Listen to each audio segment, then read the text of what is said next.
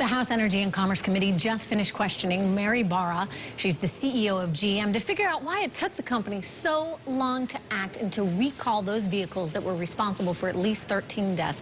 I am joined right now by the vice chairman of that committee, Representative Marsha Blackburn, Republican from Tennessee. Congresswoman Blackburn, thanks for being with me here today. Sure. What was your initial reaction to Ms. Barra? Did you think you'd hear more?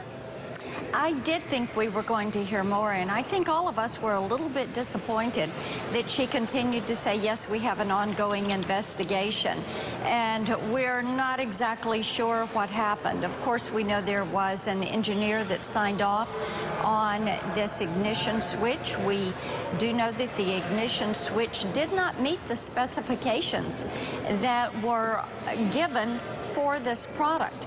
We haven't been able to determine. She was not definitive on whether or not they considered it to be below specs or if it was defective.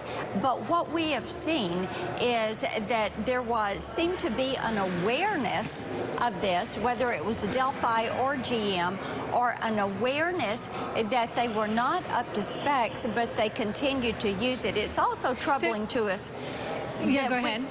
We could not get a definition of exactly why they did not change the part number when they re-engineered that part a little bit in '06, but they did not change that part number. So that's another troubling It's another thing. big question. I guess one of the questions everybody here has been asking is, how is it that this could have been going on for so long, where engineers were aware of this problem, right. and it never trickled up to the rest of senior management? I mean, if you're to take her at her word today, she had no idea.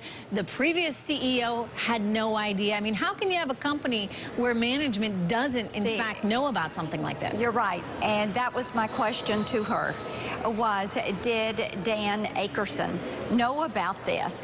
And she said she did not think it met the level of that senior leadership team. And I asked her how many of those individuals were on his team that are on hers, and what the awareness was within that team. Now, we've asked her to submit all of those names and their terms on that leadership team so that we have that. Another thing that she mentioned a couple of times that I thought was very interesting was she would talk about today's GM, and then she mentioned that they had changed their core values. So I asked for her to submit what the change in those core values are, so we can look at what GM said they were about previously and what they say that they're about right now. Well, what responsibility should GM have, and what responsibility would you like to see them take in terms of compensating the victims' families that were affected by this? Well, we do think that GM bears a responsibility, and a part of that contingent liability is also Delphi and the individuals that are involved in that process. You know, we are fully aware that no one has lost their job over this, and it doesn't appear that anybody will until the investigation is finished. I know that Ms. Barra has met with the victims and those families now. I do not know what they are going to do to make some form of restitution or payment to those families and accept that liability. Finally, before I let you go, let me just ask about the U.S. government's role in all of this and what the U.S. government may have known or may not have known. I mean, how is it that we could have been so involved in a bailout for GM and not have been aware of any of this? Yes, and I asked her specifically, I said, do you think this was a cover-up? And she said, this is what we think the investigation will tell us. And my follow-on question was, do you think the bailout had anything to do with a possible cover-up?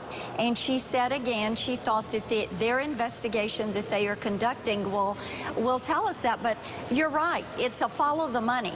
What did it have to do? What could it possibly have been a cover-up that had something to do? And have they set this CEO of GM up as someone to be the fall guy?